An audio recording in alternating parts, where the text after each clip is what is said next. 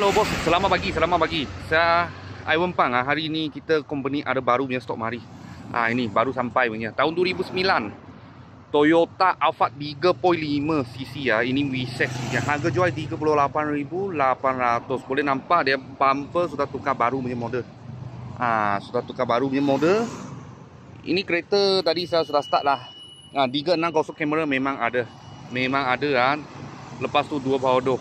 Harga jual 38.800. Kereta ini baru sampai, belum cuci, belum buat apa Dia dalam macam ni. Steering dia sudah balut dah, sudah balut. Lepas tu 360 kamera memang ada. Dashboard tak ada crack. Dashboard tak ada crack belakang macam ni. Ini 8 seater 2 power door.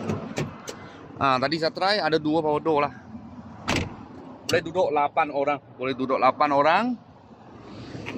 Ini kereta datang nak touch up sikit lah. Nak touch up sikit belakang sini ada crack.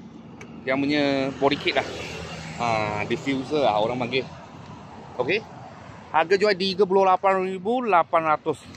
Kalau bos-bos dengan kawan-kawan siapa tengah cari Alphard 3.5cc V6 punya. Kita sini ada sebiji baru sampai aja. Kalau ada apa murah-murah kereta, saya akan video lagi. Thank you bos. Thank you.